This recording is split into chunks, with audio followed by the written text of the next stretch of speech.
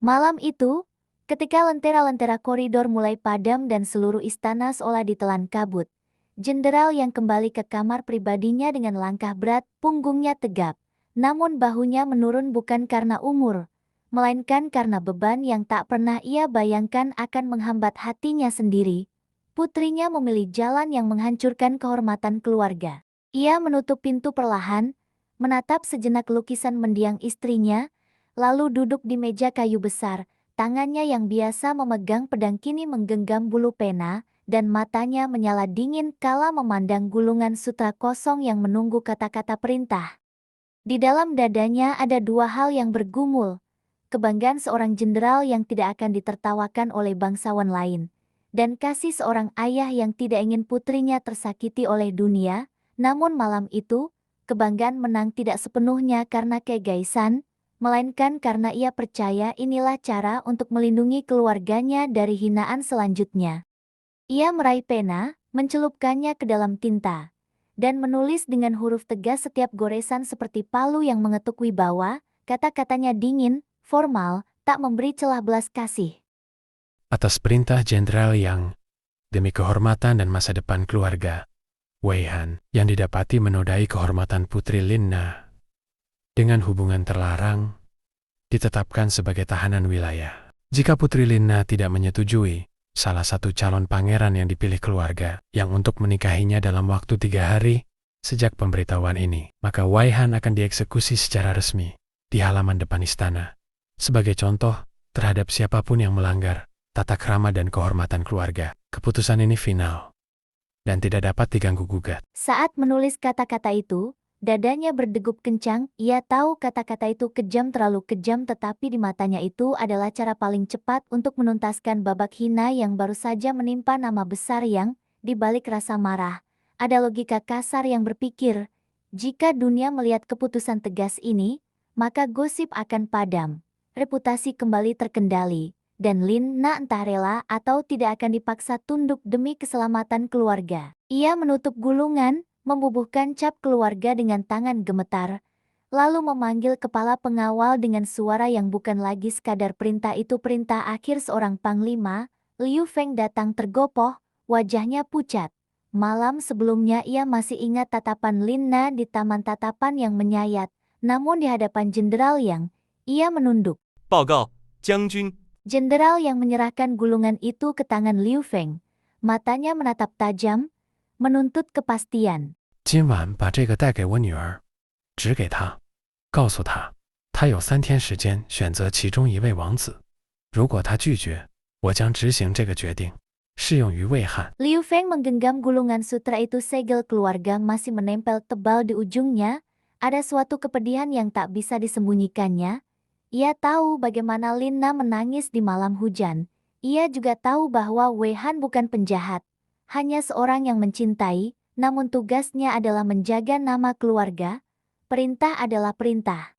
我该 Suara Liu Feng serak, menahan gelora yang mengoyak di dadanya. Jenderal yang memandangnya dengan mata dingin. Namun ada nada lemas di bawahnya. Seorang ayah yang dulu pernah mempercayakan keselamatan pasukannya pada pengawal, kini ia mempercayakan kehendaknya pada seorang pria muda. 执行，刘峰，千万别犹豫。 Perintah itu bukan hanya perintah militer, itu ujian bagi siapapun yang berani menentang kehendak seorang jenderal. Liu Feng menunduk, merasakan beratnya pilihan itu. Ia tahu tugasnya akan membuat ada yang terluka, bukan hanya tubuh, tapi jiwa. Di koridor, langkah Liu Feng nyaris tak terdengar. Ketika ia sampai di depan pintu kamar Lina, ia menunggu sejenak, merasakan aroma melati yang selalu menyelimuti ruang itu. Ia mengetuk 2 kali, lalu menyerahkan gulungan sutra itu. Lin Na, yang sedang duduk menyulam di meja kecilnya, melihat kepala pengawal berdiri kaku di ambang pintu. Saat ia meraih gulungan yang disodorkan, mata mereka bertemu dan dalam tatapan itu, ada 1000 kata tak terucap. Liu Feng menunduk dan pergi, meninggalkan putri dan gulungan yang memegang nasib 2 hati. Setelah pintu tertutup, Lina membuka gulungan sutra itu dengan tangan gemetar. Bacaan di hadapannya menyeret udara dari tubuhnya seperti pedang dingin. Ultimatum, batas waktu, ancaman eksekusi terhadap Wei Han. Angin malam seperti mendesis di sepanjang jendela. Di bawah cahaya lilin yang redup, Lina membaca kembali baris demi baris, seolah mengulang hukuman itu dalam kepalanya, matanya basah, namun bukan hanya karena takut akan yang terancam melainkan karena perasaan dikhianati. Ia memandang kata-kata yang ditulis ayahnya, kata-kata yang mampu memutuskan hidup seseorang seperti mengiris kain sutra. Malam itu terasa tegang dan dingin, lampu-lampu lentera di lorong istana berayun perlahan, menebarkan bayangan samar di sepanjang dinding batu. Lina masih berdiri di depan meja, menatap gulungan surat yang baru saja diberikan oleh kepala pengawal. Matanya menelusuri setiap huruf tulisan tangan ayahnya jenderal dan dadanya terasa sesak. Isinya bukan sekadar ancaman, tapi ultimatum yang membuat hatinya retak. Jika ia tidak memilih salah satu pangeran untuk dinikahi, maka Wei Han, lelaki yang ia cintai, akan dieksekusi di hadapannya sendiri.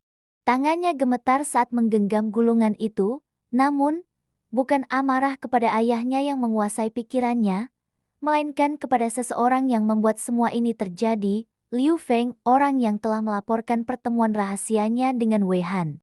Tanpa berpikir panjang, Lina membuka pintu dengan kasar. Ia melihat Liu Feng baru saja melangkah pergi di ujung lorong. Bayangan tubuhnya panjang menempel di dinding batu. Liu Feng? Serunya lantang. Liu Feng berhenti, menoleh dengan ekspresi datar. 琳娜公主， Lina melangkah cepat. Wajahnya dingin, sorot matanya menusuk. Ia melempar gulungan itu tepat ke dada Liu Feng hingga gulungan itu jatuh dan terbuka di lantai. 我不知道你脑子里在想什么。你以为你在维护皇室的尊严？你以为我父亲会因为你告发我而为你感到骄傲？ Liu Feng menunduk sedikit, mencoba tetap tenang. 我只是在履行职责，公主。作为护卫，我不能视而不见。 Lina tersenyum sinis. 你的任务还是你的野心？ Ia melangkah lebih dekat, suaranya merendah namun tajam seperti bilah pedang. 你以为你的儿子是完美的？你知道你那个骄傲的儿子做了什么吗？ Liu Feng mengerutkan kening, bingung. 你是什么意思，公主？ Lina menatapnya lurus, lalu berkata dengan nada dingin yang menusuk jantung. 你的儿子正在和邻国李华公主玩耍。是的，就是邻国的公主。要是李华的父亲知道，我敢说他定要讨个说法。你想知道你儿子未来的下场吗？说不定和魏汉一样。 Liu Feng terpaku, raut wajahnya berubah drastis, dari tenang menjadi panik. 你说的是真的吗，公主？ Suaranya nyaris bergetar. Lina tidak menjawab, ia hanya menatapnya dengan pandangan dingin dan penuh kebencian, lalu berbalik sambil berkata pelan. 现在尝尝看，失去你用愚蠢守护的东西是什么滋味？ Ia berjalan pergi dengan langkah cepat, meninggalkan Liu Feng yang tertegun di lorong sepi itu. Angin malam menerpa wajah Liu Feng, tapi tubuhnya terasa membeku. Ia menatap gulungan yang jatuh di lantai, ancaman dari jenderal dan kini pikirannya berputar pada kata-kata terakhir Lina. 我儿子和李华小姐， Gumamnya tak percaya. Malam itu, dua hati berbeda diselimuti kegelisahan yang sama. Satu karena cinta yang terancam mati, dan satu lagi karena rahasia besar yang baru saja terungkap.